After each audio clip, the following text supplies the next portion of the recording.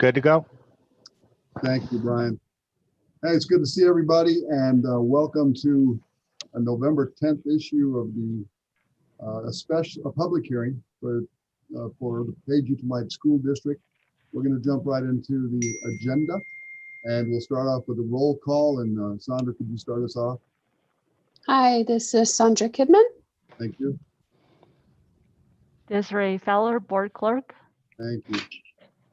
Dee McCary, member. Thank you very much. Ed Franklin, member. Thank you very much. Mr. Wallen. Mr. Wallen, Superintendent. Larry Wallen, Superintendent, welcome. We know who you are. I'm Bob Candelaria, President of the School Board, and Lynn Hoffman, the Executive Secretary, joined us. And thank you all for being a part of this. So we're going to jump right into the public hearing. Item number A is presentation of revised annual financial report. And Vindy, you are on. Mr. President, members of the board, Superintendent Wallen. Today I present to you the revised annual financial report for fiscal year 20. Let me share my screen here with you. The only change that took place is in page 6, and I have highlighted these cells that were affected. You'll see we had to update the expenses for Fund 525, which is our auxiliary operations, extracurricular activities, and student activities, Fund 850. The reason for the revised AFR is due to an error in the original formula that is used to update the figures in these cells. If I click here, you'll see how complex this formula is. However, Auditor General's Office helped us update the formula, and that updated the expenses. So therefore, we had to revise the AFR. So that's all I have for you. If you have any questions for me.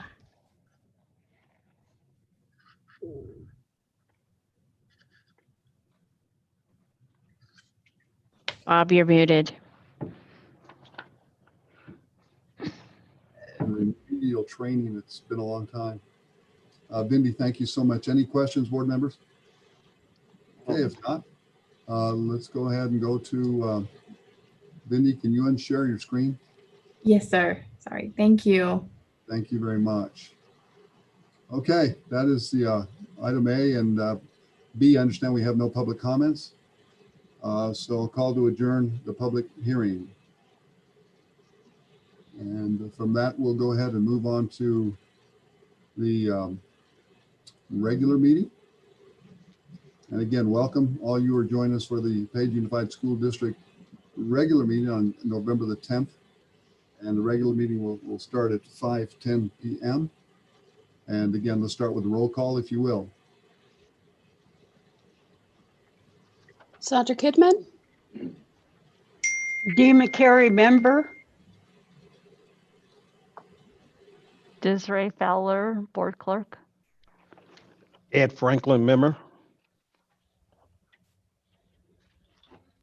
Larry Wallen, Superintendent. And Bob Kendler, School Board President, joined us, and Lynn Hoffman, Executive Secretary.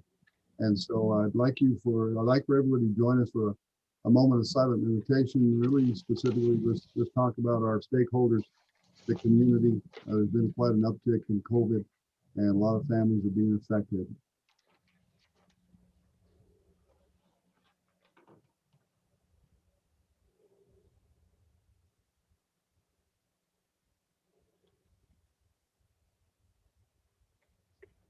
Okay, thank you very much. And Mr. Wallen, if you would lead us in the Pledge of Allegiance. Please stand. I pledge allegiance Allegiance to the flag of of the United States of America and to the republic for which it stands, one nation, under God, indivisible, with liberty and justice for all. Thank you, Superintendent Wallen. Next item, approval of the agenda. This is an action item. We'll need a motion and a second, please. I make a motion to approve the agenda. I second that motion. Have a motion and second. All in favor, say aye. Aye. All right. Announcements and comments. I understand we have none, Ms. Hoffman. Okay. Well, let's go on to special business, a really nice part of the agenda. Everybody get ready to give shout outs. And we've got the employee of the month up, Sandra Kidman. Okay, can you hear me? We can. Yes, we All can. right, great. All right. Okay, we're gonna start with the, is it October recipients? Or do I have the right ones? Mary Celine? You do have the right ones. Okay, Mary Celine Henderson, right? Okay, great. So Mary Celine Henderson is certified Pride recipient for the month of October. I want to get to shower some praise on you. Celine is a dedicated teacher who makes learning fun for her students. She always shows her students love and respect. She's calm under pressure, and that calm is reflected in her students. She has embraced distance learning, has been an essential part of problem solving during difficult times. She's up for any challenge and always does what's best for her students. Celine has been especially helpful during the transition to distance learning. She has been working hard to create thoughtful and engaging online lessons. Celine has a first grader, so she knows firsthand what parents and students are experiencing, and she takes that into consideration with everything she does. Her thoughtfulness and attention to detail have been a big help to her students, their parents, and her coworkers. Congratulations. And There you thanks go, for- Miss Henderson. Yeehaw. I'm glad you're so well recovered, Bob. That may be all I have tonight. So, you know. All right. Okay, then moving on to our classified Pride recipient, Marcus Daw in maintenance. And it says Marcus is always willing to do any task that is thrown his way, whether a work order, call out on weekends, or just out of his way to help. His attitude at work is always pleasant and enjoyable having around. He has always been willing to learn anything new when the chance is given to him. He takes great pride in his work. Congratulations. Thank you, So Mr. it's- Dahl. Without you, the school don't run. That baby, keep it going. Thank you, Ms. Kidman. Mhm. Next up, recognition of Page Unified School District Student of the Month, Desiree. All right, so I'm going to go ahead and start with Lakeview Primary. Dene Eshihi. Dene was selected by his second grade teacher, Maddie Crane, because he is an amazing student in class. He is always on time and willing to participate all day. He is great at making friends with the other students virtually and is always interested in learning about the other students and their interests. Dene is excelling with his academics as well. He turns in all of his work on CISA and his STAR scores have gone up. Overall, Dene Eshihi is a great student with an amazing character, and I am so lucky to have him in my class. Congratulations. Way to go, Danae. Hey, get all your homeboys, make sure they're in the school and doing what you're doing. Desert View Intermediate, Jackson Kenniswood. Jackson was nominated by his teacher, Regina Mountain, because Jackson has logged in every day since school began to learn. Jackson is very much involved with his daily interaction and discussion. He continues to work hard and practices active listening on a daily basis. He is very helpful to his teacher and classmates. Anytime I see him on the screen, he is clearly engaged and is very considerate of others in the classroom. He always waits his turn to speak and shares his thoughts very cautiously, respectfully and responsibly. He is a wonderful addition to our classroom, and I always look forward to the classroom discussion he will open for the class. Congratulations. Jackson, you the man. Way to go. Hey, you keep consistent like that, you're going to be successful in life. Good job. Page Middle School. Emma Malavia. Emma was nominated by her 7th grade pre-algebra teacher, Tanya Schultz, because she continuously shines. The math department changed the grading system, causing a lot of students not to complete the work. However, Emma continues to see the value and completed everything. Due to her practicing, she has mastered the standards thus far. She continues to ask questions in the classroom that helps her understanding, but also the understanding of her peers that might be afraid to ask questions themselves. Emma keeps me in check by repeating what I've said just to make sure it all makes sense. She has stayed in consistent contact with me about any situation via email and ensures that if she needs a CFA retake, the correction is completed with the thoughtfulness and shown improvement. Emma has really shown that being a hybrid learner can work when you try your best. I am super thankful to have Emma in person and online. Hey, thumbs up, Emma. You're Okay, exactly what Page Pride is all about. Good job. Sorry, I needed a water break. Page High School. Keanu Chewing. Keanu was nominated by both Miss Hesse and Mrs. Wheelie. Miss Hesse says Keanu is a fantastic student to have in the chamber orchestra. He also participates in class, responds to questions, and turns in his work. He is reliable, dedicated, and works hard. Even though the structure of the class looks a bit different this year, Keanu is still taking the initiative to learn music and remains an invaluable member of the orchestra. Ms. Whiteley says Keanu is bright and very open-minded in class. He participates consistently and stays on top of his learning. He keeps me on my toes about aligning the assignments on Google Classroom and PowerSchool. Keanu encourages his classmates to participate in discussions and keeps the chat relevant. Way to go. Way to go, Keanu. Man, I'm loving me the orchestra. Keep it up. Manson Mesa High School, Tristan So. Tristan was nominated by his teacher, Corey Finch Adam, because he has met the challenge of online learning by staying engaged in his learning. Tristan comes to his Google Meets ready to learn and gets his work done. He is also very helpful towards other students by helping them with their technology problems. Tristan is able to do his work independently and stay motivated. This is not easy in our virtual learning environment. Tristan advocates for himself by asking good questions and reaching out for help when he needs it. It has been a pleasure working with such a determined student in my very challenging time. Congratulations, Tristan. So, Hey, good job, Tristan. Keep those goals in mind and keep shooting, man. You're doing good. Nice job. Thank you, Ms. Fowler.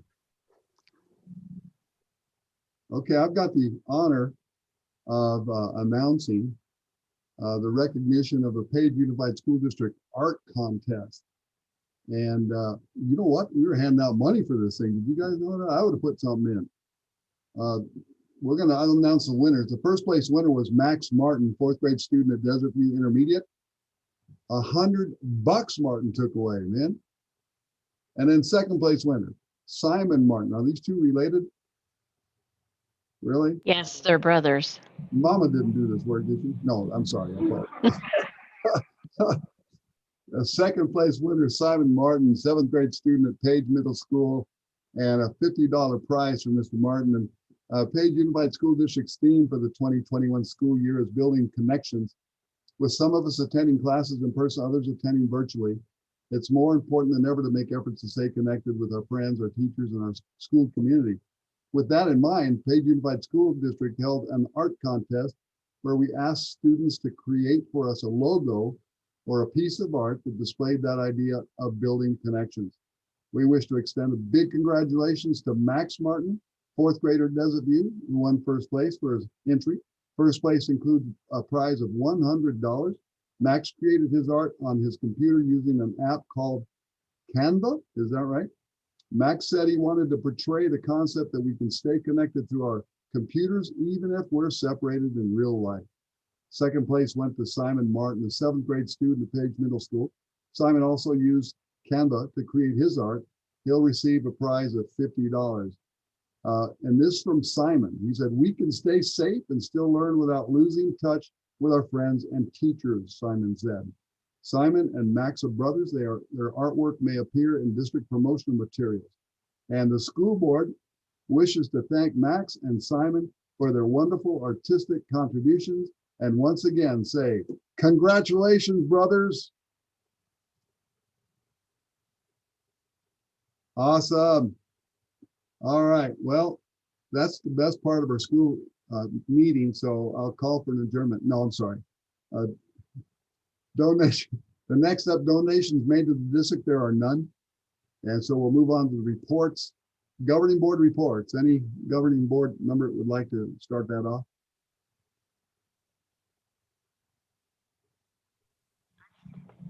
I'll be first. Thank you, Dee. This is Dee McCary. Yesterday and today, I attended Leading for Equity that was presented by the ASBA staff. And the whole purpose was to assist school districts in their work towards achievement greater equity within their school system to ensure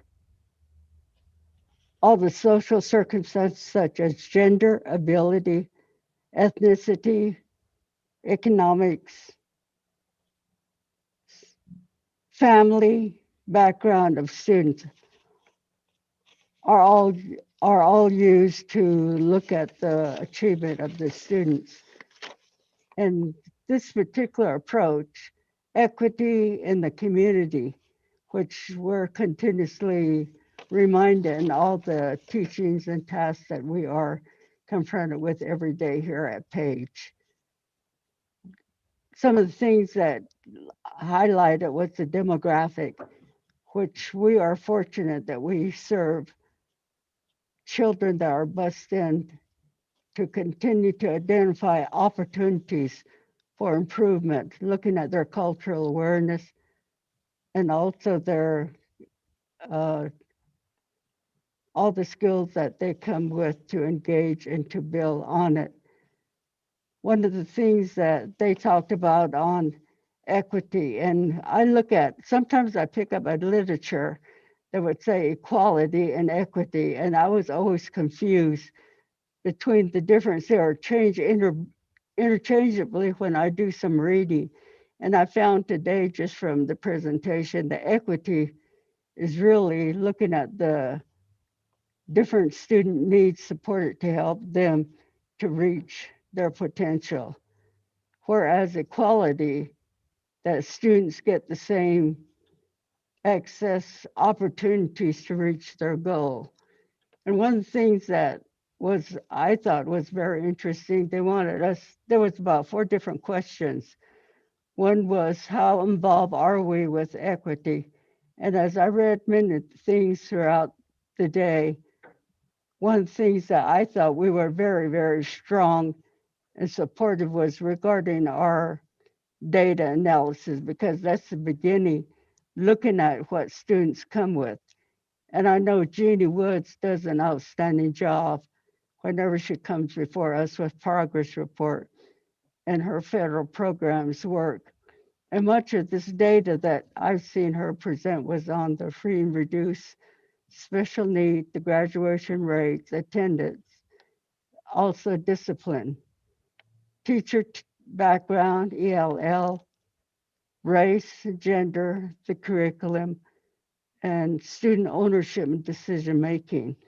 I was just real impressed with the information. I kind of shared some of these highlights with Mr. Wallen because we are currently working on some new changes within our curriculum, and I was suggesting that maybe we could have a study session on this and bring the presenters up here to page to help us begin to look at our information and go from there.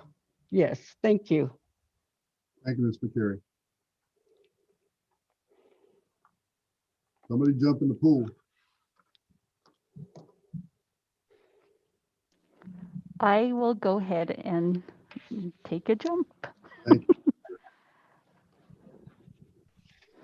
First and foremost, I know that for the month of November, it's Native American Heritage Month. So I'd like to thank our Page Unified School District Native American Heritage Committee for putting together some really good activities, events that are taking place virtually, and being able to share the Navajo word of the day with our students. So that's been great to see on social media. And I know that there is also an art contest taking place, a photo contest, I believe, and also just having students, staff members to dress up for the heritage as well. So, and then also much appreciation to Yvonne Yazzie, who has taken the lead at the moment for the Indian education. I appreciate that she's able to do that in that department, and also to the rest of our staff across the district. We appreciate all the things that you do on a daily basis and dedication for our students. And I did attend the Coconino County meeting recently, and because my term with the Arizona School Board Association Board of Directors Hispanic Native American Caucus ends in December, I decided to go ahead and take a chance at the Coconino County director. So I was currently the newly elected county director for our county, Coconino County. So thank you for that. And I truly believe that is very, very much so important to me to have a voice for our school district, a voice for our community at the board of directors for the Arizona School Board Association. I know that currently the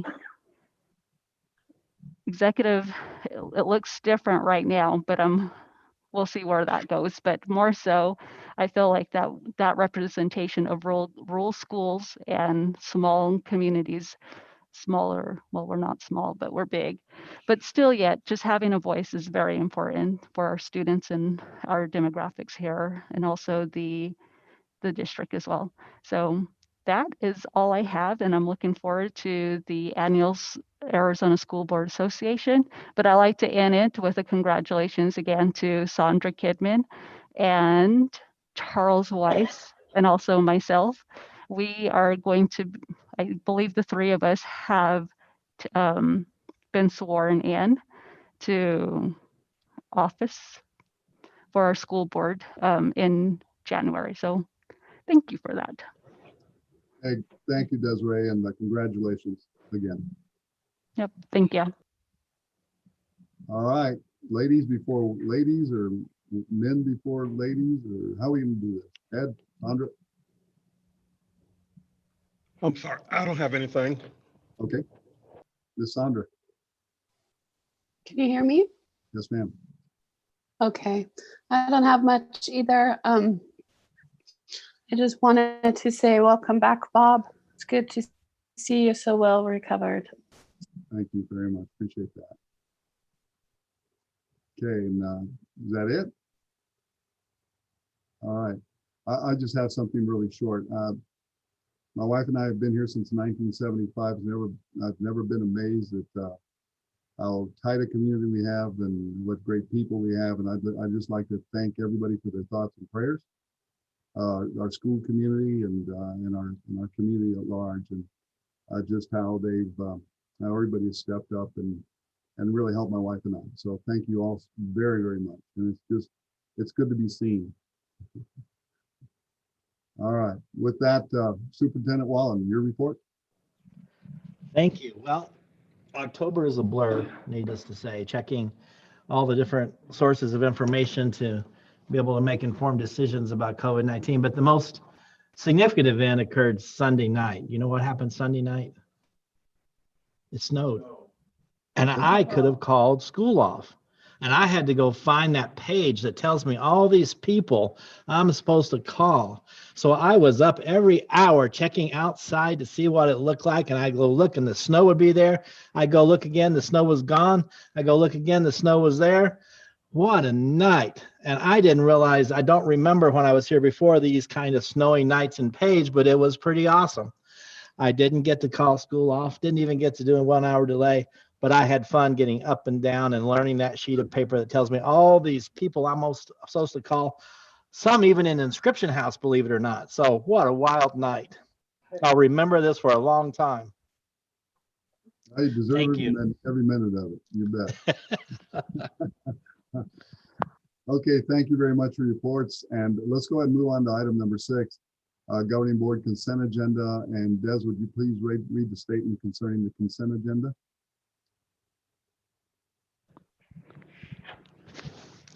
A copy of the consent agenda is available at the District Administration Office.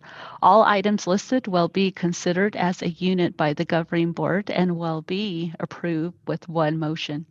There will not be a separate discussion of these items unless a board member requests, in which case the item will be removed from the consent agenda and considered as a separate item.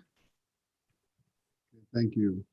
This is an action item. I'll need a motion and a second for the approval of the consent agenda. Yeah, I make a motion to approve the consent agenda. Thank you, Mr. Perry. I second that motion. Thank you, Des. We've got a motion and second. All in favor, say aye, please. Aye. Aye. Thank you very much. All right, future agenda items. There's not a lot on there. Thanksgiving break's coming up. You've already heard a lot of the admonition from a lot of the people in charge, CDC and everybody else. So please be aware of those. And you mentioned something, Desiree, that is always one of the highlights of our community, and that's the Native American Month. And so where can we all find all of the activities that are going to go on? Right now, I've just been following the information on Facebook. So that is where I'm following, Wow. but and there is a calendar as well, I want to say. Larry, maybe you can fill that in. Yeah, there's a calendar, but it's also most importantly followed on our website. So if you go to our website, you'll see a lot of information, including the word of the day. So last Friday, when I did my status meeting with principals, we practiced the word of the day. So let's practice the word of the day. The word of the day was Yego. Yego. That means try harder, do better. Yego. There you go. I thought that was a breakfast.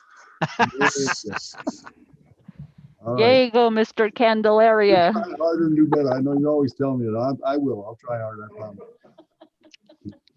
All right. Very good. Let's go ahead and move into the agenda items. Wait. Yes, please. Oh, I'm sorry. Are we still on calendar of events? Yes. I'm sorry. I didn't. I have a question. I just have a question. For the December 1st governing board special meeting, aren't we going to be in executive session? The December. It is, yes, you will go into executive session during the special meeting. So how's that going to work? We're just going to open publicly on YouTube, and then we've just never done an executive session since we started all this COVID stuff. Right. I I'll would have just to like get, to understand how it all works. I will get with Brian and confirm how he will be able to shut that down. He'll stop the stream on YouTube, I'm sure, once you go into executive session, but I will make sure and confirm that and let you know. Okay, thank you. You're welcome. Thanks, Mr. Kidman. All right, let's go ahead and move on to the additional agenda items. Item A, approval and adoption of the revised annual financial report. We heard that in the special meeting by Mrs. Wahandi. And so we'll need a motion and a second for an approval. I make a motion to approve the revised annual financial report. Thank you. I second that motion. Thank you very much. Vindy, anything to add? I know, oh, there she is right there. Well, she explained it pretty well. We got straightened out with a good formula. And does anyone have any more questions of Vindy at all? Okay, not hearing any. We have a motion and second. All in favor say aye. Aye. Okay, thank you. The next item is a action item, performance-based pay plan for 2020-2021. I'll need a motion in a second. I'll make a motion to approve the performance pay plan for the 2021 fiscal school year. I second that motion. Okay, thank you. Superintendent Wallen, Dr. Mara. Dr. Meyer? Good evening, Governing Board President Candelaria. It's good to see you back, and Governing Board members. So this is an opportunity for us to work with the certified staff. This process starts towards the end of every year. And in this context, if you remember back to March, we went into an extended timeframe because of the COVID-19. Then through the summer, we did not have state assessments to work from. So now we're at the point where we are building the performance pay plan, and it is definitely late. So when you see some of the timeline in there, you see that the October 1st date, this should have been already to the governing board for approval. But we've worked through this process and are currently doing some other pieces as we put the base part of this plan to you. So a highlight I would like to make, because there is one change in the plan. The first page, you can see where the plan itself derives from in the context of Proposition 301. There's parts to it. One is the teacher base compensation. So all of our teachers in the district receive an additional $2,500 to their base pay.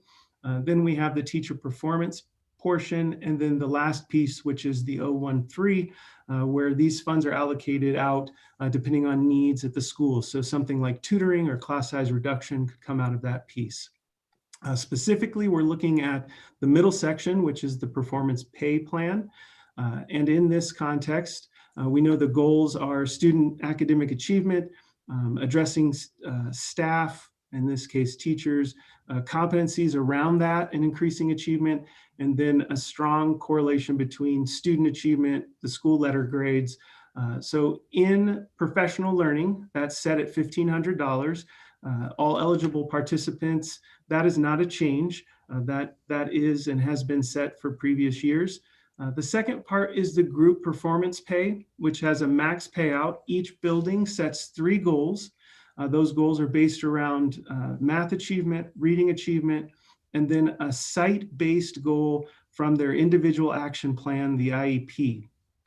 In this case, there is a change in that part where when we look at previous years, the school either attained the goal and got the $500, or they didn't attain the goal and they got $0 for that.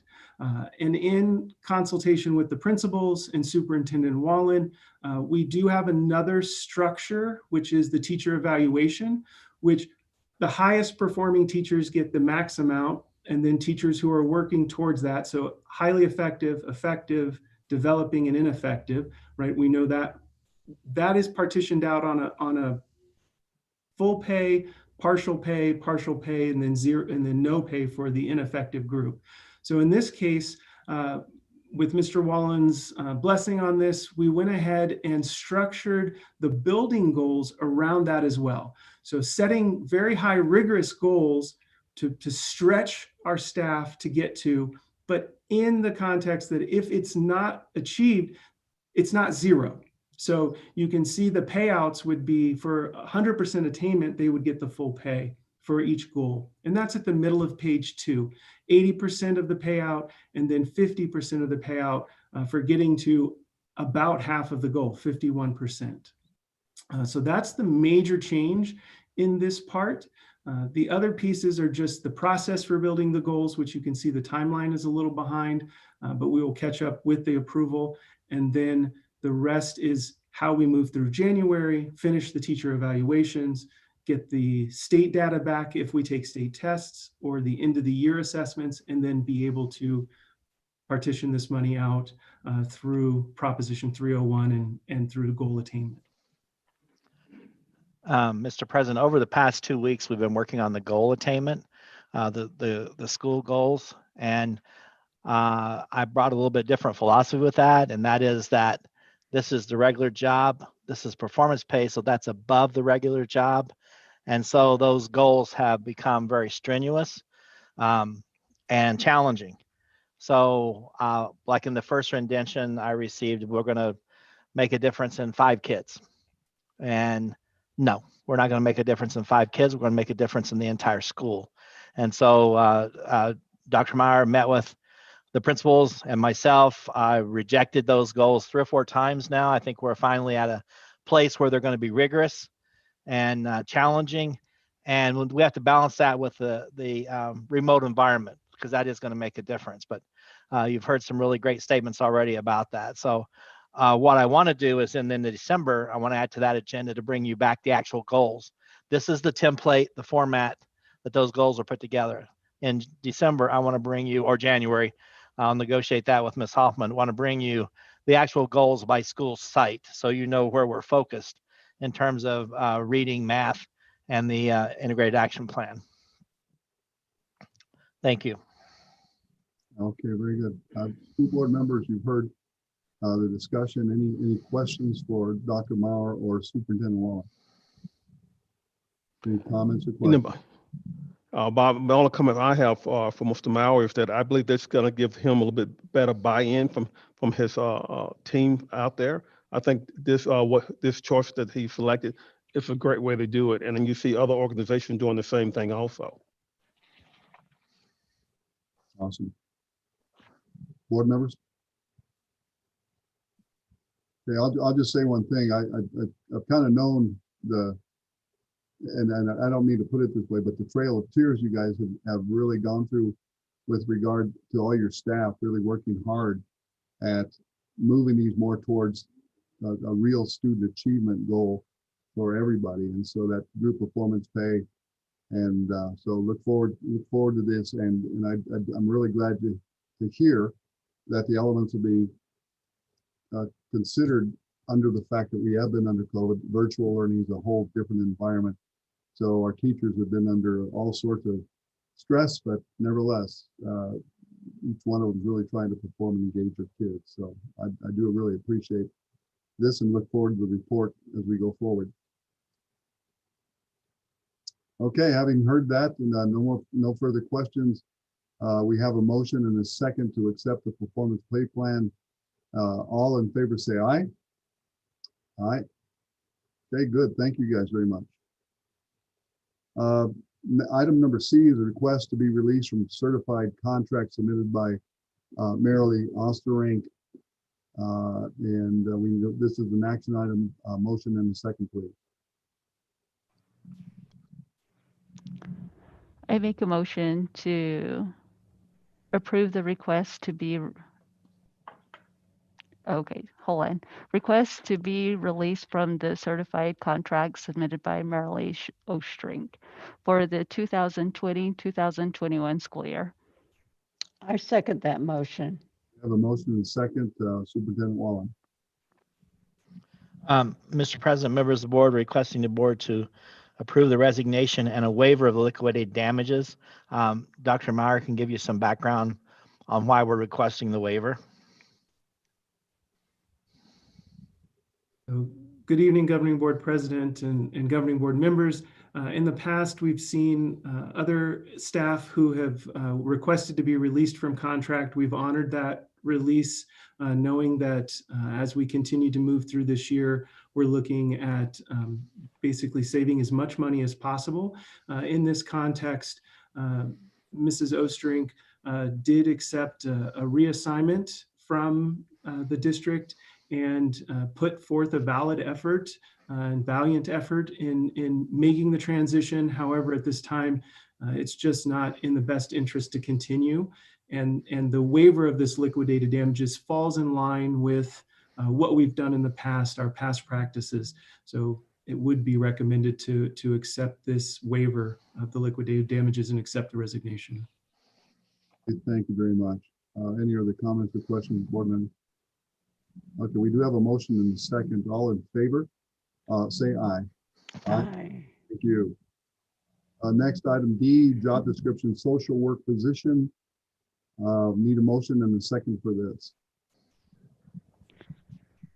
I make a motion to approve the job description for the social work position for the 2020 and 2021 school year.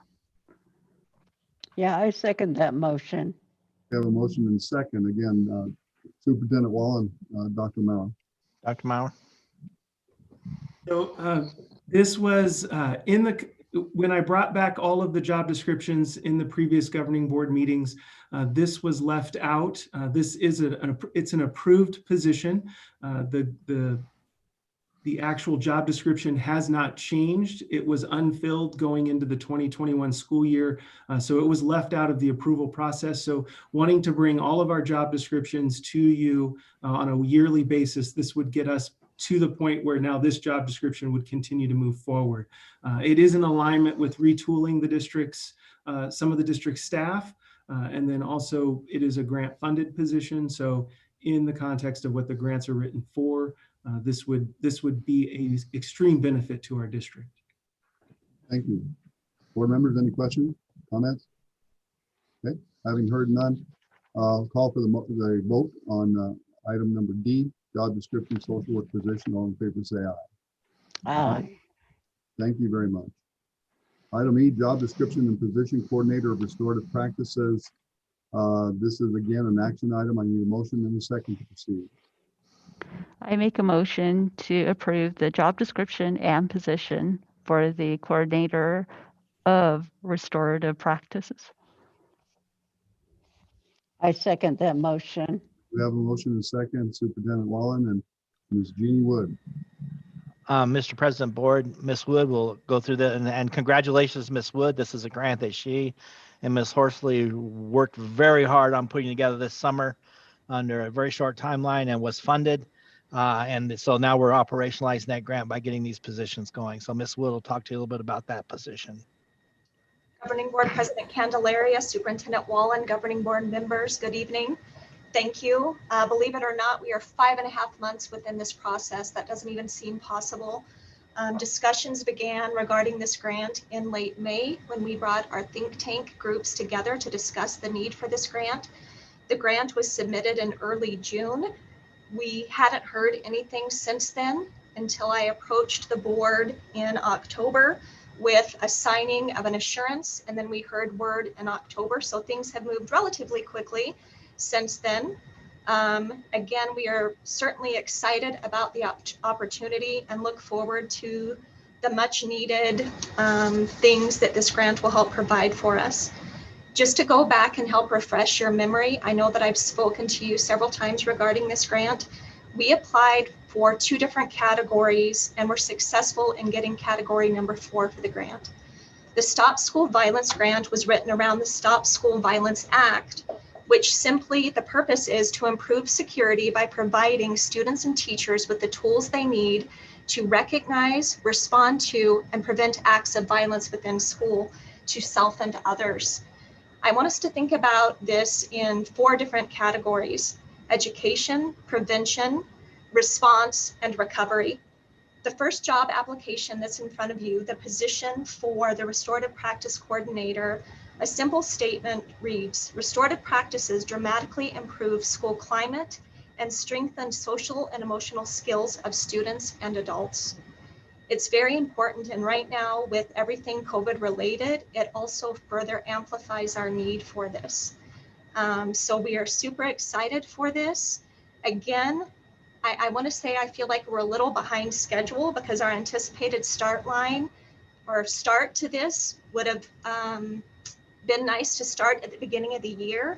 We asked for 3 years of grant funding for these positions, and I know we're speaking to them separately, but they will work in tandem with one another, and they will also help to support processes that we currently have in place within our school district. So they will work closely with our student support service director on this to further walk through MTSS and social emotional learning processes as we move forward.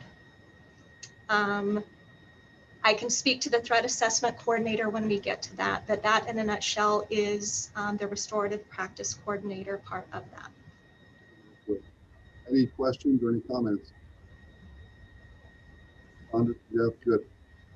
Can I just make one suggestion or request, I should say? In the job description under knowledge, skills, and abilities, the first line reads, effectively promotes restorative justice programs in the schools. Can we add for all students?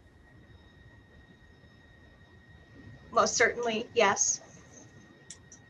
And I think that's important because it's not only within our schools, but we're promoting this within our community as well. And that's why we really are asking for the partnership with other mental health professionals on this, that we want this to be a total all student, all community focus. So I think that's a good addition. Thank you. Thank you, Ms. Goodman. Thank you. Any other comments from members? Okay. Well, I just like to add my thanks. I know how hard you guys work on this, and Jeannie, because I'm sure Lisa Horsley worked with you. And so both of you guys got this done. So thank you so much for that. We do have a motion in the second. All in favor, say aye. Aye. Thank you. All right, next up, item F, job description and position for threat assessment coordinator. This is an action item. I need a motion in a second. I make a motion to approve the job description and position, threat assessment coordinator.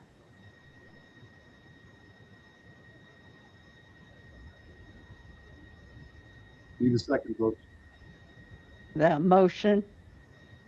Okay, thank you, Dee. All right, Superintendent Wallen, Jean Wood. Ms. Wood, jump right in. Again, just as a continuation, I want to read a brief statement about the importance of a threat assessment coordinator. Threat assessment represents an important component of a comprehensive approach to school safety that gives schools an alternative to zero tolerance discipline policies that have proven to be ineffective and counterproductive. It has been suggested that when a threat assessment is concluded, the threat is not carried out. Threat assessment is a violence prevention strategy that involves identifying student threats to commit a violent act, determining the seriousness of the threat, and developing intervention plans that protect potential victims and address the underlying problem or conflict that stimulated the threatening behavior. The goals of threat assessment are to keep schools safe and to help potential offenders overcome the underlying source of their anger, hopelessness, despair. Again, coupled back with the idea of education, prevention, response, and recovery, it's very important for us to remember to focus on the restorative practice lens of this.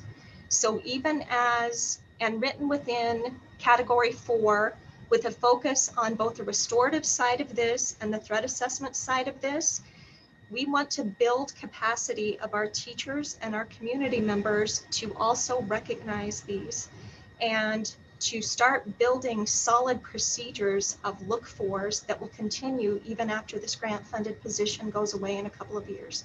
So it's going to be highly important for us to start. This is not going to be an easy lift for either of these coordinators. This is going to be a substantial amount of work, but we really want them coming in, creating, responding, and helping to educate us so that these procedures can move forward and that it's not just 3 years and done. We really want to start changing our practices within PUSD so that we can say that we have a very strong prevention strategy moving forward and that we have a good response with a restorative lens moving forward. Board members. I do have one concern, Bob.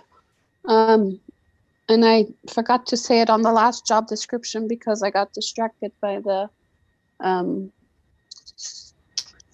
that one line. But I am really concerned.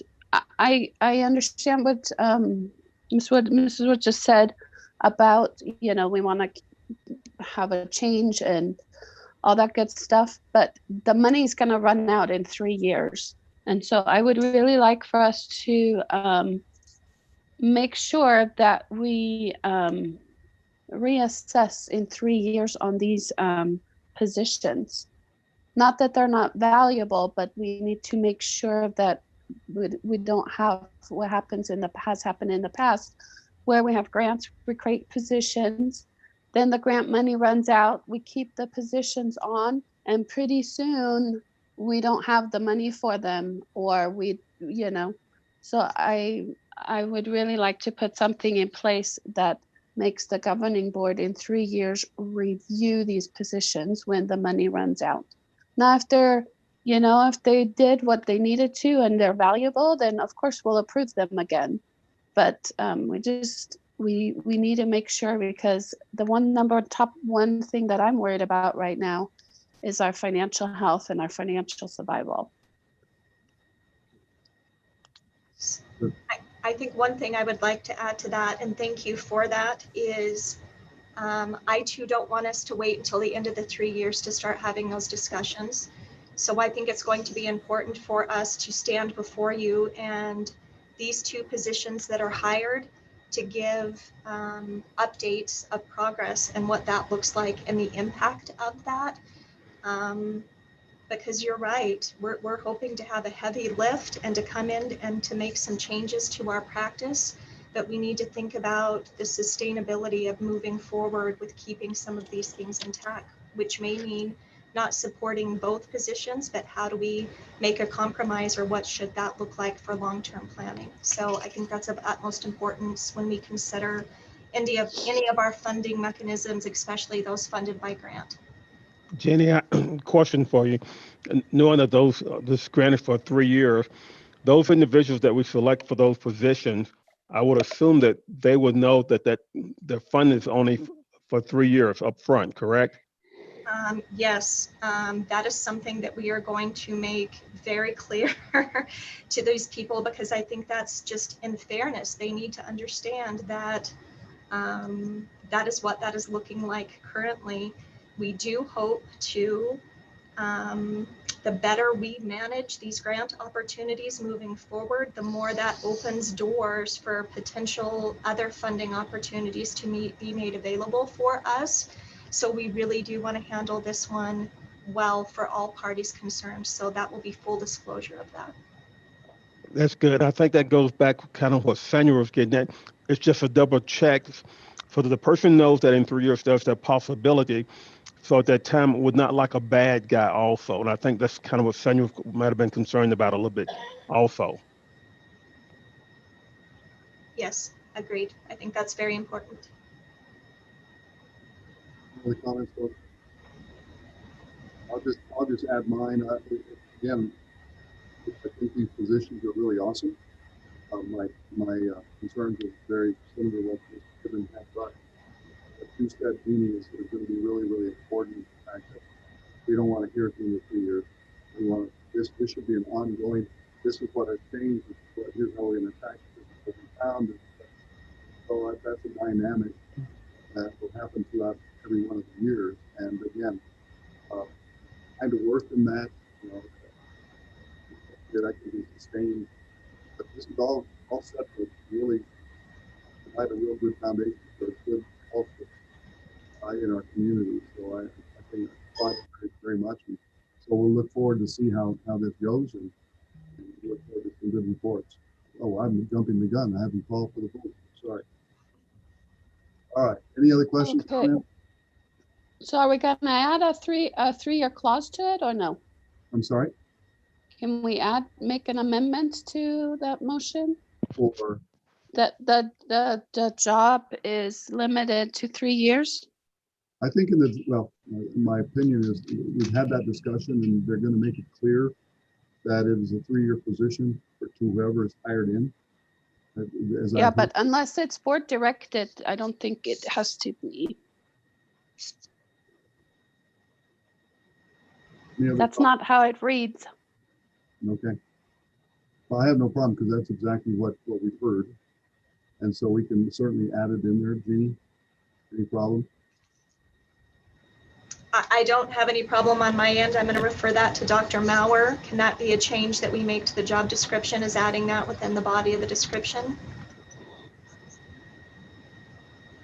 When we do go ahead and advertise it, we can make it clear that the position is grant funded, the amount of time that the grant is funding, and then in the conversations when we start that, we can make it perfectly clear to them. Ultimately, Mrs. Kidman and I defer to Mr. Wallen on this. The idea with any position rests with the superintendent. So that would be a piece that I would defer to him on. Right, we just want to sunset it 3 years from now so that it comes up and goes before the board again. So I want to make sure in there, I don't know, need to be in the job description, but in all of our thinking about this, we need to make it clear that the board is directed that this is a sunset option. So in 3 years, we'll come back with a full evaluation of both of those Yeah. positions. I don't think it needs to be in the job description. It just needs to be in the board minutes. Right. Because hopefully all of us are still around in 3 years and will remember. But there have been times in the history of Page Unified School District where administration and, jobs and positions change quickly, and even board members change quickly, and a lot of that knowledge is lost, and then it takes quite a while to figure that out. And I would like to avoid that, considering how precarious our financial situation could possibly be. Your point's well taken, especially like, again, in these really unknown economic times, knowing it is not easy going forward. So thank you very much for that. Any other comments? I just want to say thank you, Jeannie, for all your hard work. Appreciate it. I look forward to seeing some awesome things happen with these 3 positions. Thank you very much. Thank you. And again, Lisa Horsley was fantastic in helping to author this, and the think tank that came together to provide thoughts, needs, and ideas. All work to be commended. So thank you. Awesome. Much appreciation to everyone that was involved. Thank you. All right. All right, we have a motion and a second. All in favor, say aye. Aye. Okay, thank you very much. Next item is actually a response, I believe, to Mrs. Kidman's request. And this is a discussion. It's regulation JJR extracurricular activities. Mr. Wallen. Members of the board and Mr. President, this is a regulation to extracurricular activities.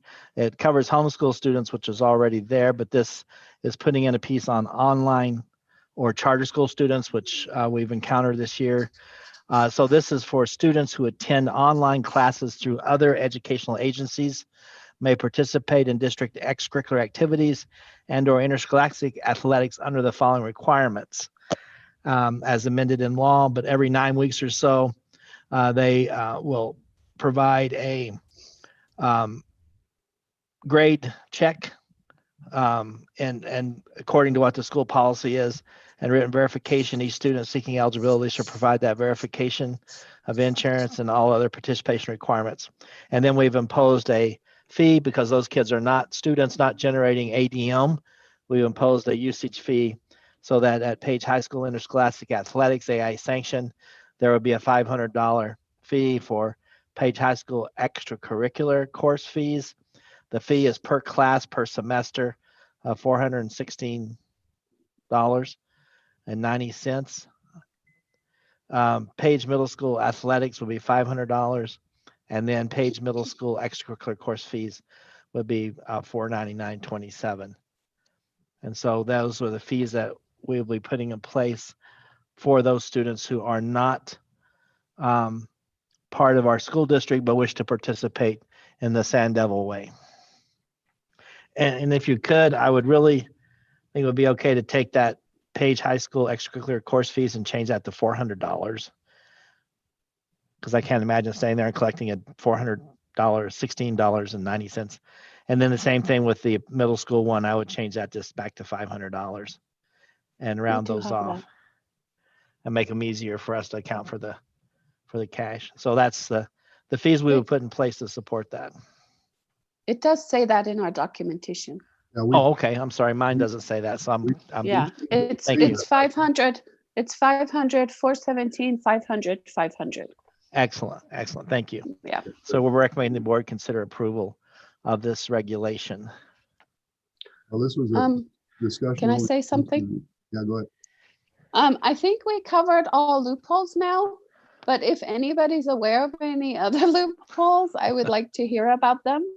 Because this is really about treating all students fairly and making sure that our students and I've had discussions with people about this, but even though $500 may sound like a huge amount of money, I would encourage you to call your friends down in the valley and find out how much they pay for their own students. And this is just for non-students. And you always have the option to come back to Page Unified.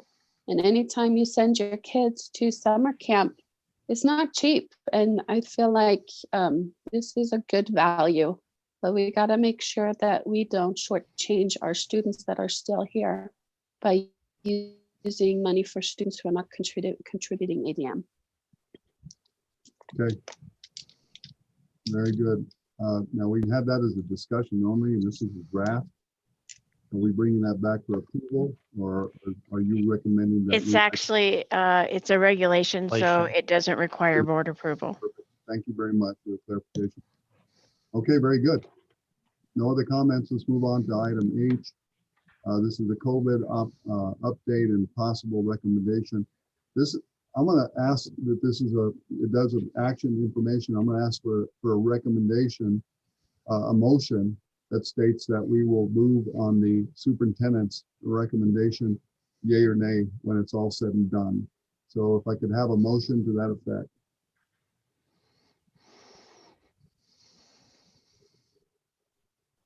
I'll make a motion to move on the superintendent recommendation for the COVID update / possible change.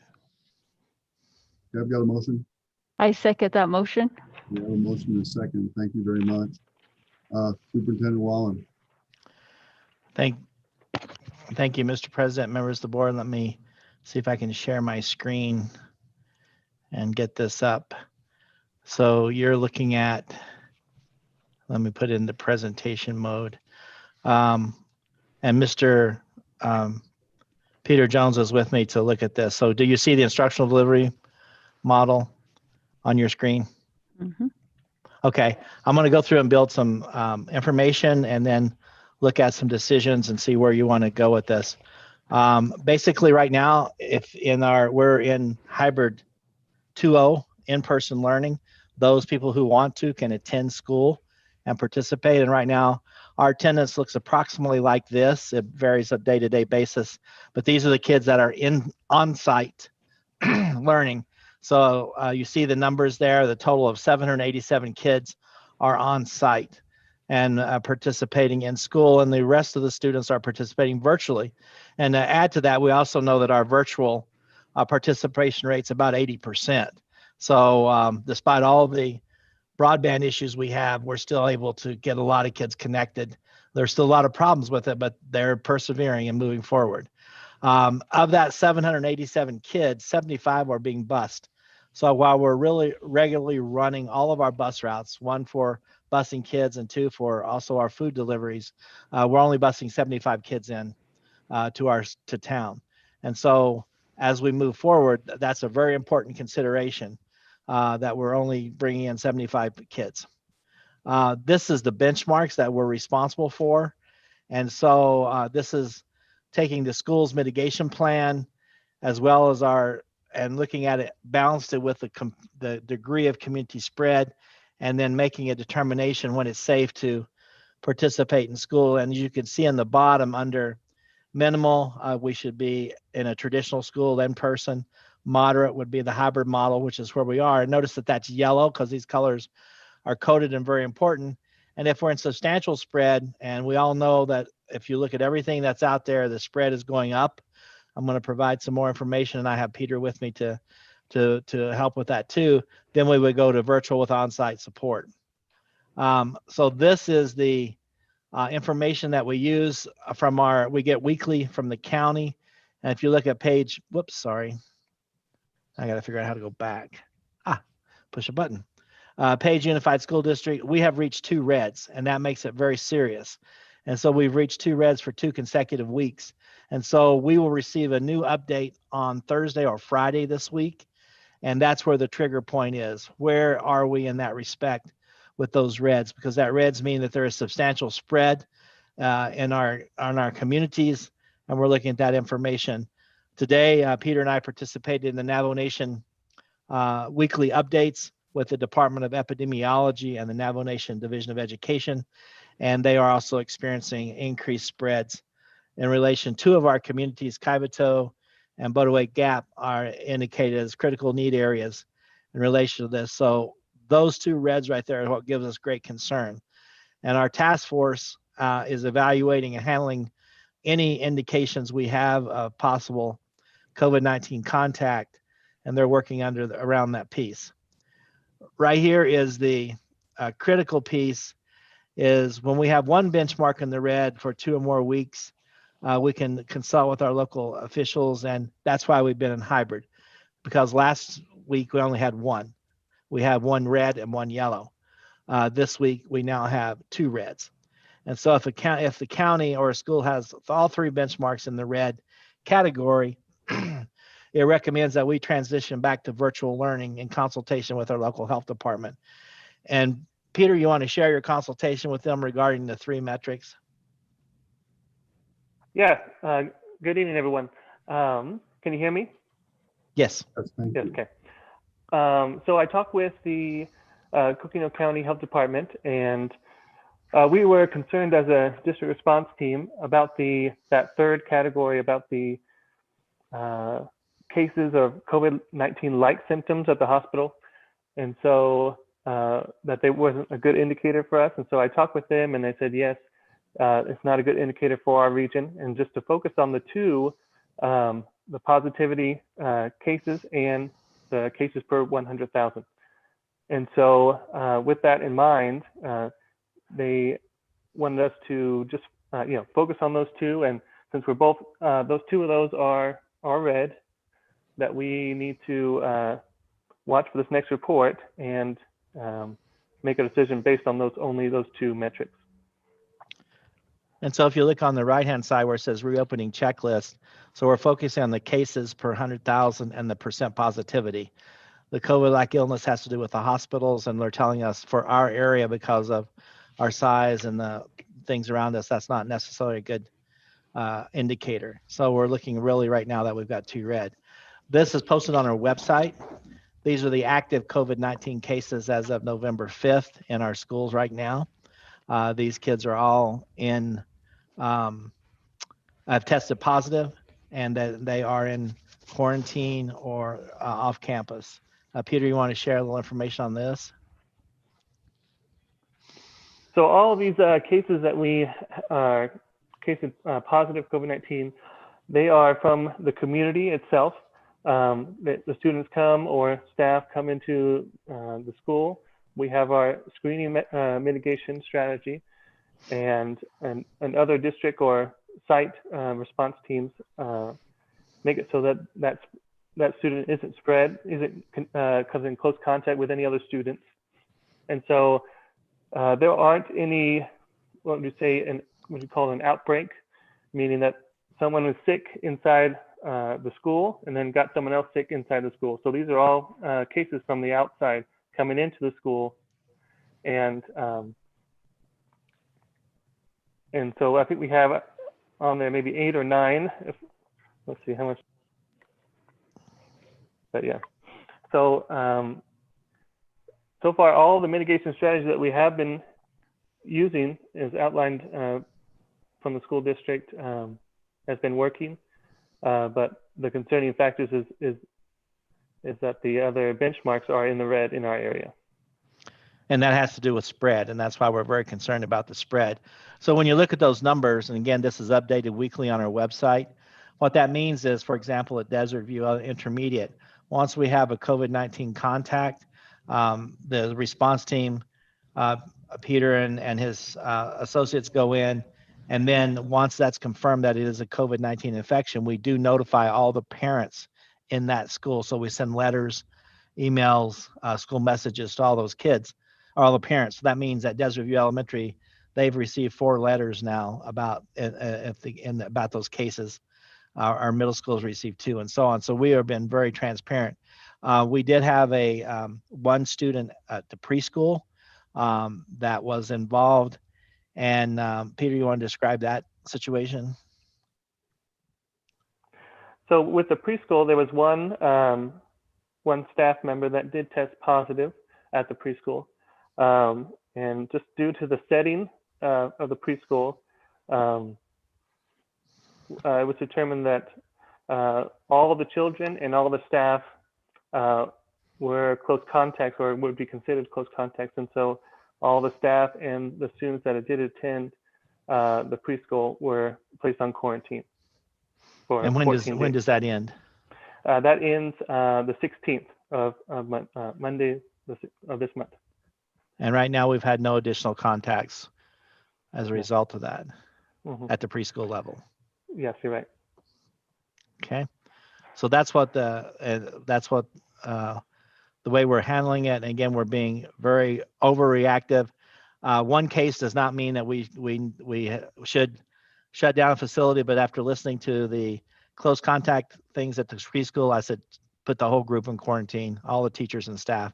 That's just a safety measure, so we don't have any further issues. So that's where we are. So the teachers are working from home virtually with their students who are signing in and moving ahead with that. Whoops, sorry. Next, this is safely returned. So this is what we're really talking about is this right here. So if you have any new cases in the minimal or moderate transmission category for 2 weeks, that's why we're red right now. And so if we have that, then we go, no, we stop, and we look at going to virtual. And the next one is the COVID-19 positivity rate. Again, we're above that rate for 2 weeks. We have the information coming in Thursday or Friday. Right now would say no, that we should be moving to virtual. So we're monitoring those benchmarks and working with the local health department and our mitigation team in relation to what that looks like. And so these top 2 are the ones we're very focused on, and that's the percent positivity and the cases at the top. I hope you can see my mouse moving around on that. Excuse me. So our recommendation is that all new cases, so this is pulling from the previous screen, benchmarks will be available November 12th or 13th. We'll get a new report from the county in relation to where we are. And if there is a decline in the number of new cases, if we move back to yellow in that area, then we would maintain the in-person learning that we have going on right now. If there is an increase in the number of cases, so it comes in, the report comes in, it's still red, then we would go to the positivity and look at that to see where we are. So if the positivity is red, then we would move to remote learning because we'd have 2 categories in red. If there is a decline and the positivity turns yellow, then we maintain the hybrid status for the next 2 weeks until we get a new report in.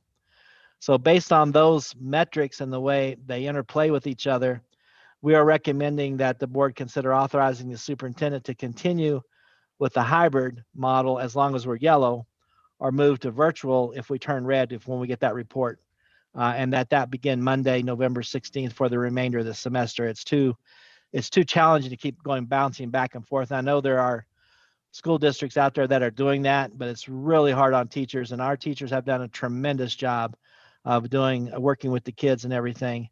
And so if this comes in, both our report says we're red in new cases and we're red in positivity, then based on the board's decision, I would be preparing to move us to on Monday back to virtual. and for the remainder of the semester. And then in December, we'll reevaluate. We'll have two more weeks of reports back at that time and see if the reds go away. We all know, if you watch the news and information out there, everything is accelerating. Peter, or Terry, which one was it shared with me about Utah? Terry, was that you? Or Peter? I may have shared a little bit from it. So recently, Utah has instituted a mask mandate for their state, and that due to their high amount of cases per 100,000, and they've stopped even sports, high school sports, for 2 weeks, and there's a few other measures to help encourage quarantining when necessary. So they're doing that for 2 weeks, and then they're going to reassess to see if they need to do more. But they're limiting all the gatherings and things like that at this time in Utah. And so when you look at the information, from the Dene Education Department. We have a letter from Dr. Hewitt, Tuba City, advising that one of the big reasons for the upspread is called family spread, where group families are doing, dinners or gatherings and stuff like that, and then it's going across that group. In our data right now, all of our contacts are in-town students. We have not had any students come from either of those two hotspots in Kaibito or Butterway Gap that we've contacted. And again, that's because we're holding about 75 kids on the bus. So that's about 4 to 5 kids per bus that's coming in. And so that's what we're looking at, is preparing. If we come in both red Thursday or Friday, then we need to move to virtual learning. I met with principals this morning, talked about that. I think you got an email from me. I put out a note to teachers that this is a possibility to be prepared. And I can tell you, I was at Desert View this afternoon, and it breaks my heart because those kids were so awesome in the school. I went into several classrooms. I was going to provide you pictures, and then send those kids home is a really tough choice. But I also believe when you balance that against their safety and the safety of staff, that we need to follow the metrics and see where they lead us in relation to this. So board members, President Candelario, comments, thoughts? I have one question. Yeah, go ahead. So I know that at Lakeview, they just barely put the in-person kids in new classrooms. What are you going to do about that? Leave it the way it is. So basically, they can't go back to their old teacher? Not yet. That's a possibility down the road, but they just started that environment, and we want to continue with that because it would be disruptive to move backwards at that point. We talked about that with the principal, and so that's kind of where we are. And I was amazed because one of the teachers I met with was in a group I met with last night, and she said she has 27 kids virtually, but she's doing quite successful with those kids. And so we're going to keep that as we move forward. I'm sure it'll change eventually, but right now, since they just started it, we want to give it a couple of weeks to see how it's going to work out. And it may be moot at this point. If everything comes in red, everything is going virtual, and they'll probably balance those classes back out. So that's my question. So these kids, if you start putting them back in remote school on Monday, they will have only been with their new teacher for a week. And it just seems like, they should just go back to their old teacher when they were started remotely with, but. And that may be a choice that they make. Loud. Yeah, that may be a choice they make at the school. You're absolutely correct. Right now, we're, how would you say, I don't know. I don't want to say throwing the dice, but we're trying to prepare a decision matrix that will let us move forward. And I'm hoping, and hope is not a strategy that I follow, that we come in with at least one yellow in our new report so we can stay where we are for at least it's only 7 days till Thanksgiving, possibly up to Thanksgiving, and evaluate each time as we go. Then there's supposed to be an upswing after Thanksgiving, and then unfortunately there's supposed to be an upswing after Christmas. So whatever we do, it's going to be moving forward. And that's where, again, you have to look and appreciate our teachers for their flexibility and their commitment to trying to do this for kids. Board members, any other comments or questions for Mr. Wallen?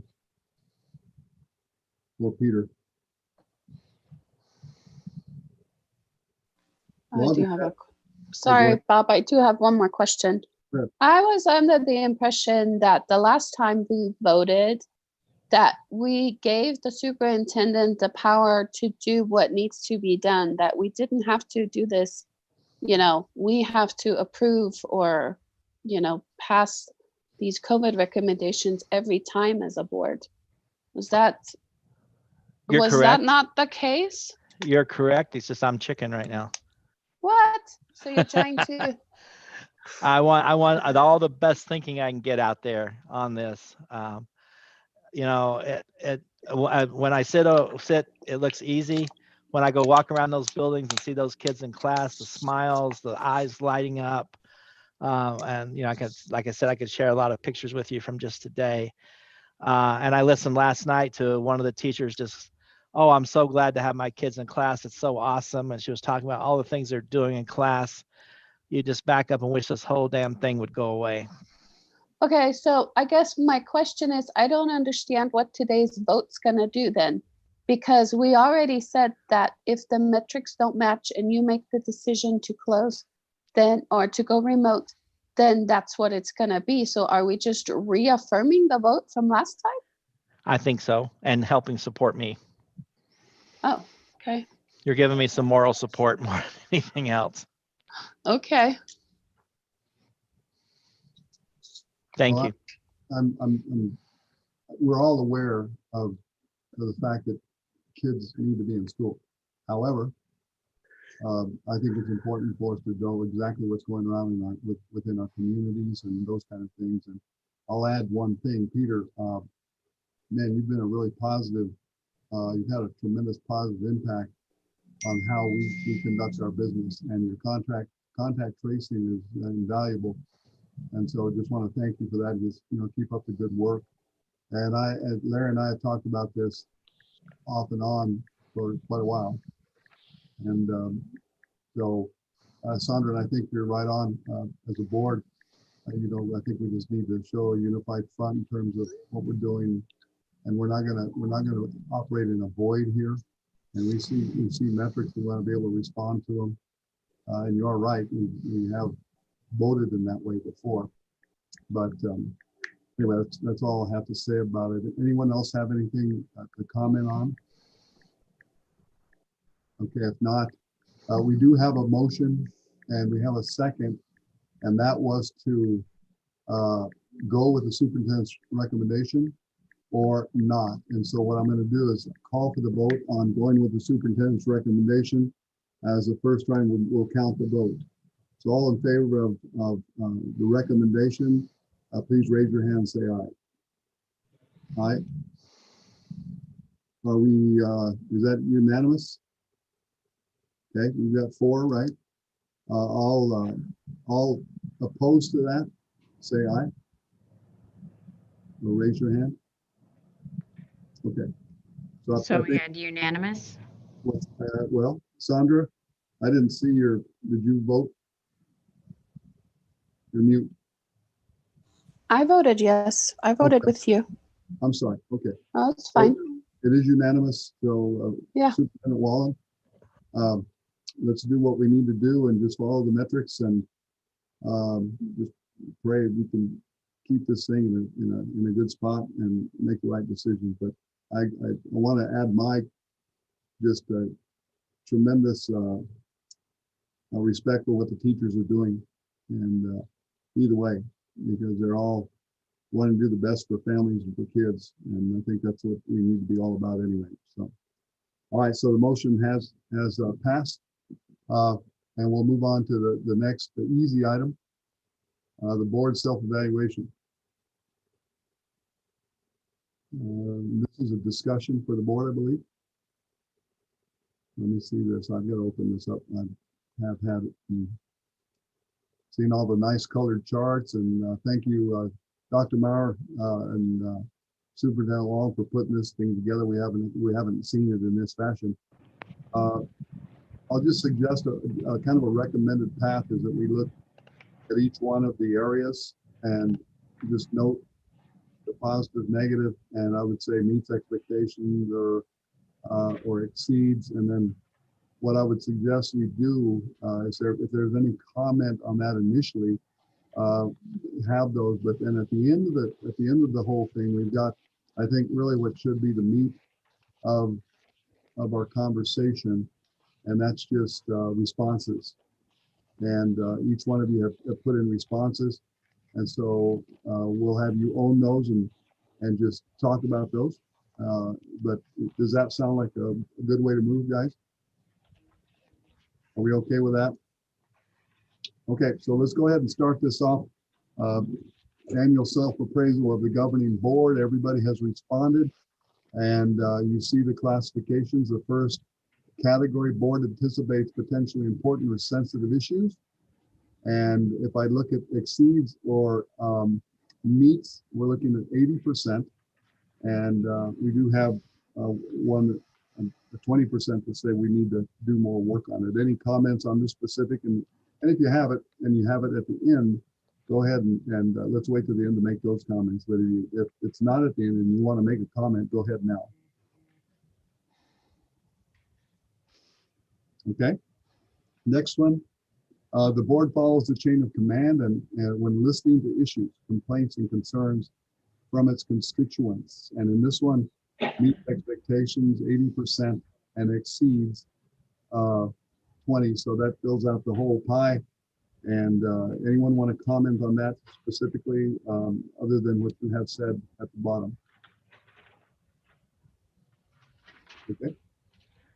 And anytime you say, hey, you need to do this a different way, I'm listening.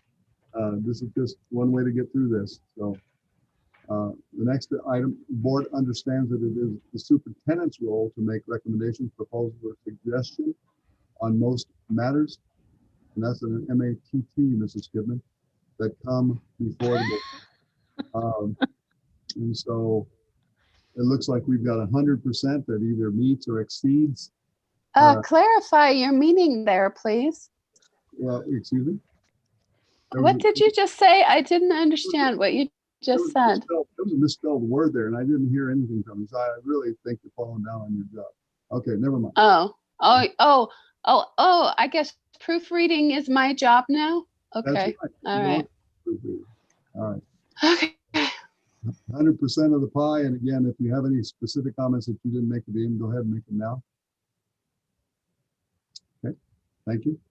The board understands that the board as a whole has authority, not individual board members. And it looks like we're fairly well schooled on that. 100% either meets or exceeds expectations. Any comments? Okay, next one.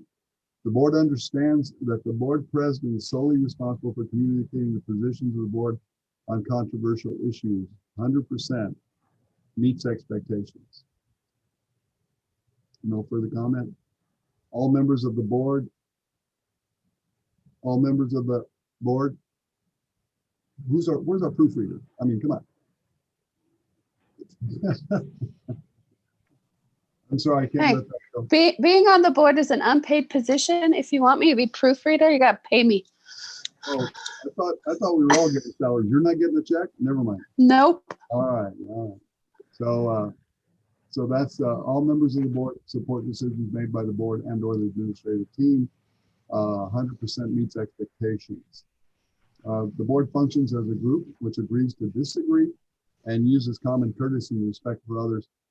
Meets expectations 20%. So I suspect someone will have comments at the end to make a comment on this. If not at the end, go ahead and make it now. Okay. The board respects the need to listen to any constituent complaints during meetings and is committed to assuring the complainant that the district will follow up on any raised issues. 60% meets, 20% exceeds, and 20% needs more work. And the only thing I'll say about this, this whole environment that we're in has made it probably a little bit tougher on most, and even tougher on public to come forward and say, this is what, let's say, but you also have people that probably talk to you individually. But anybody have any thing to say here that they won't say later on? Okay. Board meetings are efficient and effective with clear adhered to agendas, which do not include unexpected agenda items brought up during the meetings. We've got 100% that either meets or exceeds expectations. Any comment? Okay.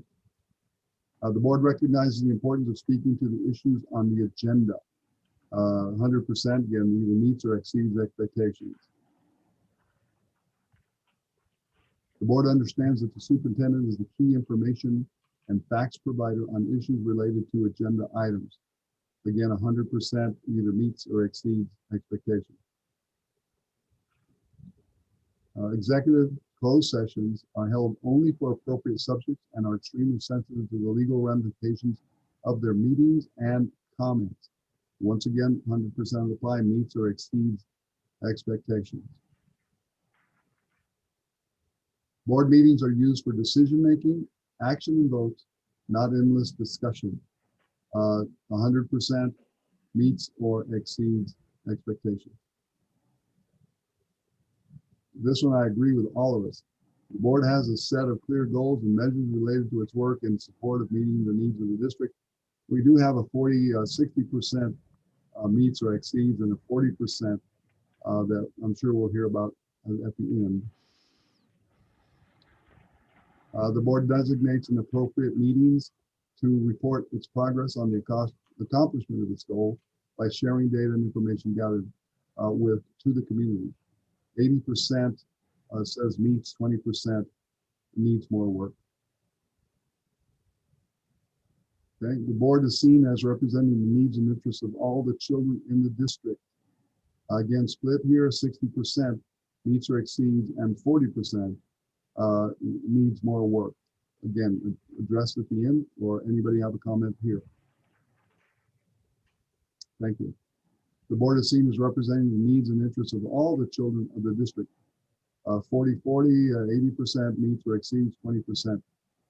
We may have that discussion at the end as well.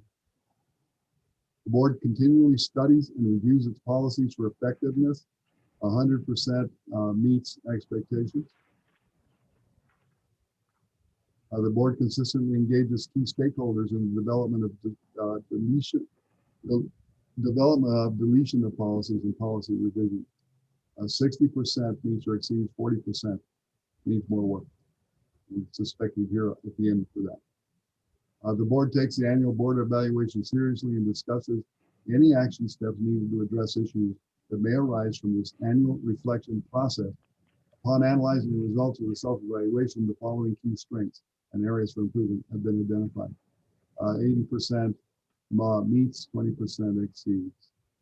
Okay, so we get to the meat. There's not a whole lot here, but you got full latitude to discuss anything that you've seen up here, but there have been 5 responses.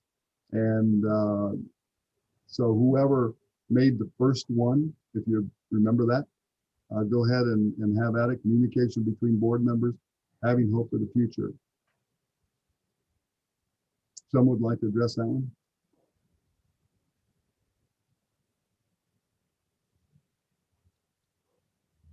Did someone write that? Okay, no need a response. And this is strengths, I guess, right? And then we have areas of good. So the next area of strength, we are a diverse board that cares about the students and families in our district. Who wrote that one up? Any further comment? Go ahead.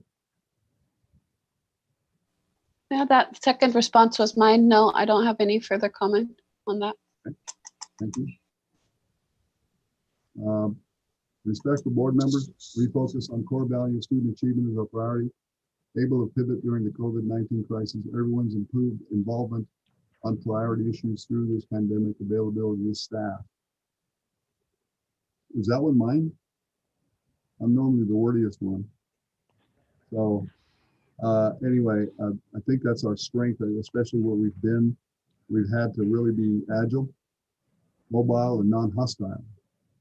And it's taken everybody from every sector of our community. And the great thing is we have Des out at Coppermine and able to represent folks out in that area. And everyone here has a different ear to the ground in the community. And as in my opinion, each one has expressed what they see as needs and have followed up with those kind of things. So I'd really like to compliment the board in that respect, especially during this time. And availability staff in the midst of this too. I know a lot of you are making yourself available and having communication with staff. So I compliment you guys for really stepping up during this time period. Okay, next one, current policies and procedures to support and enhance a quality education for all students. Going once? Going twice? Okay, thank you very much then. And then virtual board meetings, strengths. Who wrote that? Okay, Through this pandemic, I mean, it's been a game changer, but more so, it's been an awesome adventure figuring the virtual world. Right.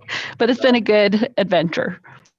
You said that right, and Brian Osterink, if you're there asleep or listening, I remember our first meeting we had, and man, we've come a long way, board. So a great job from the technical staff and Lynn. I know, man, you put a lot of horsepower in it, and so you, Superintendent Wallen and Brian. So thank you guys very much for making it what it is today. It's running fairly smoothly and with not too many hiccups. And again, I just remember the first one we had, I said, dear God, how many of you we're going to have? I was thinking to make a motion to cancel every board meeting we have the rest of the year. So, but thank you guys very much. Okay, areas of improvement, 5 responses, 5 board members. So this one's spending more time sharing information with the community, giving our students time to share their concerns with the board. Who's got that one? Okay, Mr. Frank. I believe I did that one. I think we do a good job. I just wanted to see more of it out there. And I'll be the first to admit with Larry, I really seen a big difference from how much we did share with the community and getting out there. So that's a big plus. One of the things that I have noticed, and we've done it only a couple of times, is sometimes you'll have students come in to give feedback on certain things. I think give an opportunity to have more students come in to share, and I know it may not be easy for them, but I think will give the board a little bit of insight on what's actually going on in the system from their point of view. Very good. Thank you. Thanks, Ed. Thank you. Next one, we need to make sure to set clear goals. Need to engage. That was me. Okay, go. No, I think that's pretty clear. I think the main reason I wrote that is because that's something we just need to make sure of every year, that we don't forget to set clear goals. But sometimes, and I'm not talking so much about the goals that the school district's setting as a whole. I'm talking about board member goals. I remember one year you were really good, Bob, at getting us all to write super specific goals that we were clear and measurable. So anyway, I just think that would be a really good thing if we continue to do that and make sure to follow up. Can I just add along to what Sandra had to say? We were doing really well with our every 6 months that we kind of did our report on how we were doing with some of the goals based on our strategic plan. And I know that things in time has changed with the virtual world of doing our board meetings, but more so, I would like to see us coming back to the strategic plan and moving forward, that we need to, consider that possibly as an agenda item to revisit and see where we are clear on our goals. Perfect. Thank you. Anybody else? Okay, because I tapped the same thing, and I'm really happy to see the payout plan that includes student achievement as goals. One of the things Superintendent Wall and I have been talking for quite a while is to really every group, every staff member, every teacher, every administrator, and board members. I think we need to really thoughtfully come up. We don't have to have a number of, just, hey, we got to have 6, 7, 5, 8 goals. One very specifically, I think, for the board, if we can somehow, when we start talking about that, really circle around that student achievement piece, and whether it's supporting policies that are important for administrators, teachers to be able to do their job better, because that's our role, to be able to help support that. So just to constantly keep that in mind, student achievement, and I think we're moving in a really good direction with that, top to bottom. And then continue to educate on norms and protocols for PUSD, and that, again, we all this is a day-to-day thing for each one of us, because we're all put in a position many times to respond on the spot, and all of the things we've talked about in terms of I don't function as a board member when I'm talking to people, because I can't make any decisions. I can't micromanage one thing. I can't. And at the same time, we've had a couple situations where there's been solicitation of board members to come in and do this, that, and the other, that would literally compromise us and compliment to the board, because you stood right there and realized that wasn't something that was going to be part of your role. So that was really good. But I mean, just to continue to bring that in front of us, if there's situations that come up that we feel, man, this was kind of a tough one, let's see our norms and protocols. So just keep that in front of us. Mentor. Bob? Yes, ma'am. Sorry. I appreciate that mentoring new board members. Thank you for highlighting that. I truly believe that that is something that would very much benefit any new board member, especially now. Ed is going to be leaving us, but more so we have a new board member coming in. For me as a new board member, I honestly didn't have an idea, but now that I've coming close to completing my first term, understanding that mentoring a new board member is very important, and that's sharing a little insight with a new board member would be helpful. Right. I know that we encourage ASBA training and those kind of things, because they really help you in terms of boardmanship. But there's literally a community dynamic that's really, really important. And I have been reaching out to Mr. Weiss. And that's right, he's reached out to me on several occasions, and some of you probably ought to talk to him as well.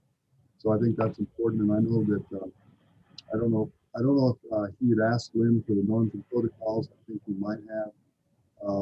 But anyway, yeah, I think we just have to do that with intentionality. So, and maybe even assign someone as a mentor at some point in time, or have them talk to each one of you, because everybody brings something different to the table that would be valuable. So at some point in time, maybe just do that with intention. Why don't you get with this board member, just to talk a little bit about how we function, or how we dysfunction. Direct. Can I just make one note there? Yeah. I think it would be best to have somebody assigned, Yeah. because of open meeting law. Right. I appreciate possible problems. Yep. Yeah. Okay. Good comment. Direct important concerns to chain of command. I think we've learned that lesson pretty well, and we just have to keep mindful of it. And again, we're not in the business to take sides this way or that way. We're here to provide assistance through the council and the recommendation of the superintendent. So intentionality in work study sessions to focus on student progress, teacher, staff successes. And again, I after we took the whipping from Superintendent Wallen after his audit, because he jumped on us first, and he said, what are you guys doing with student achievement? I looked at your whole year of work study sessions, and there's nothing in there that mentions. So I remember that well, and I don't like to get too whippings. And so anyway, I think we need to keep that in mind and keep that on the table for our work study sessions. So that was my comments as we go on. Next one, who's got continued close working relationship with the communities in regards to school effectiveness during the pandemic period? Whose is that? Yeah. Okay. Is that you? Is that you, Dee? Yeah, this is me.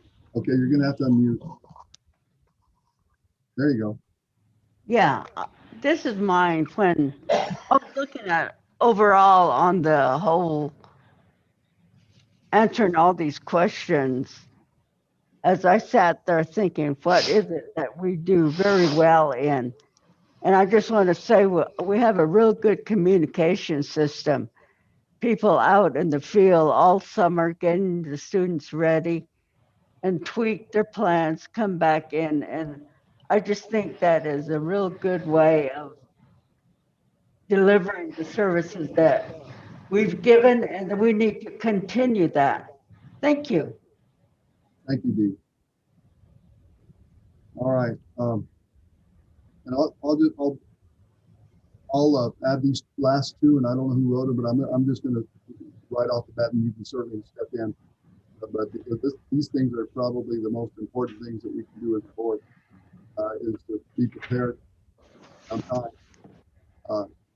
as much as possible. If you have any questions prior to a meeting, then try to get those cleared up so that we can have you have a good understanding. And of course, Superintendent Wallen is good, and he'll run the interference for you if you need to go talk to anybody else. And then communication and commitment to the board's role. So I'll just add a big hearty amen to that. Who wrote those, and what would you want to say? Yeah, Deb, go.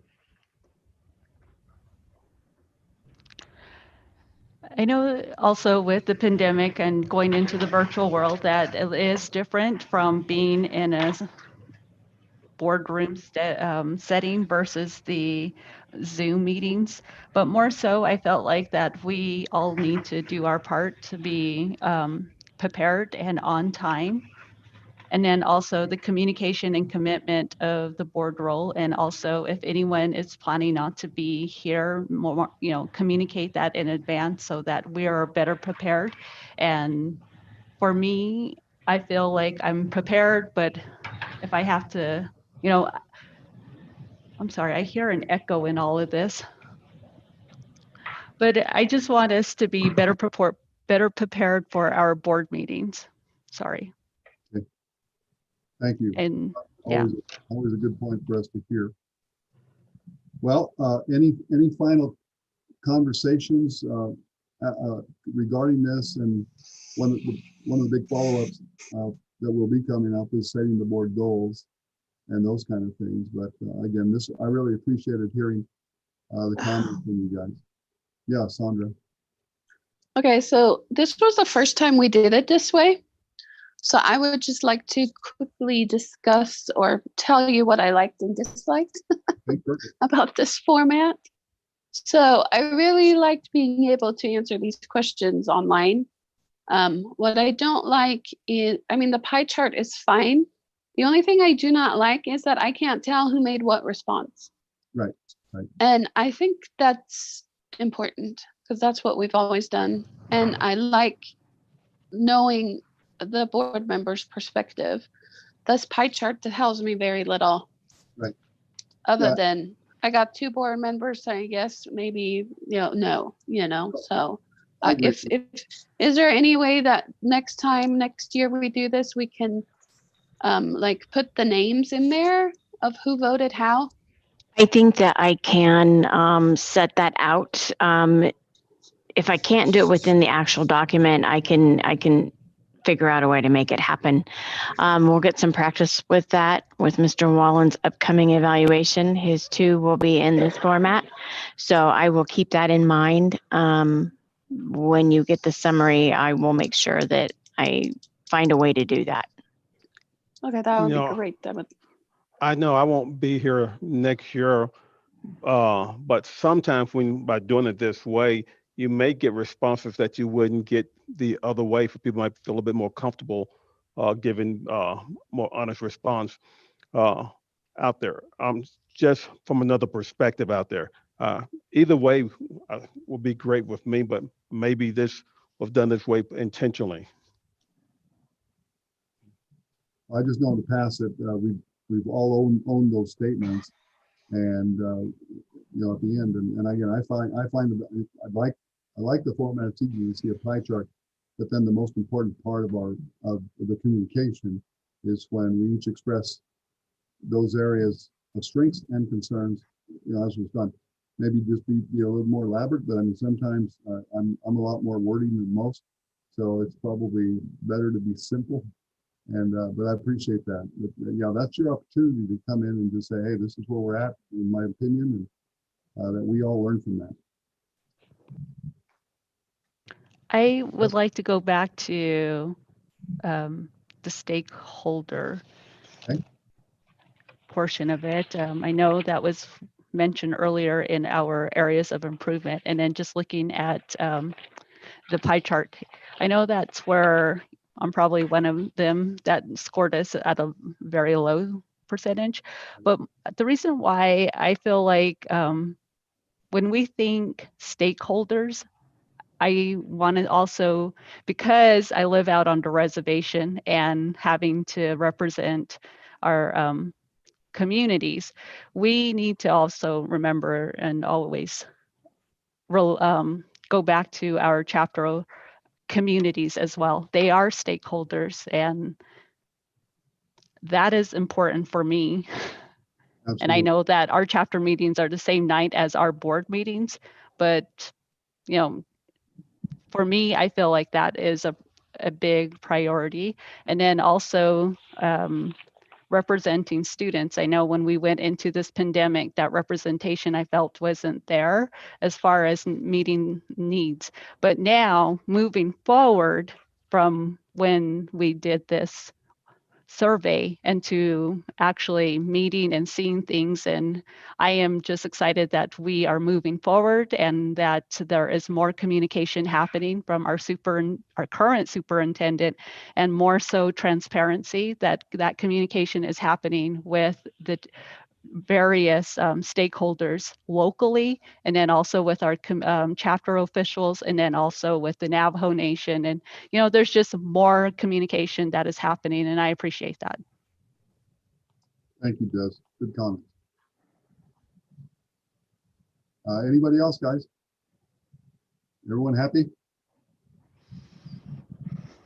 Okay, we're going to go ahead and move on. And thank you very much for your participation. The next item is item number 9, future agenda items. As usual, if you have something, you can always put it in.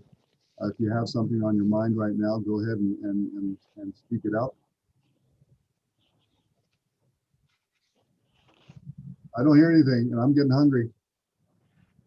So we'll go ahead and move on to item number 10. I'll accept a motion to adjourn. I didn't hear it all. Pause. Future agenda items. Okay, go ahead.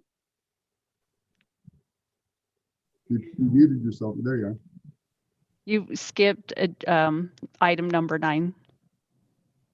No, I did ask for future agenda items. Oh, okay. I didn't hear that. Sorry. I skipped through fast because my stomach is telling me it's time for this meeting to be over, but no, I apologize. Well, I'll do the motion to adjourn then. I second that motion. We got a motion. We got a second. I got an amen. Anybody else say all right? All right. Praise the Lord. Unanimous. Thank you guys so much, and it's good to see your happy faces. We will call this meeting at 6:59 p.m. in the year of our Lord, November 10th, 2000.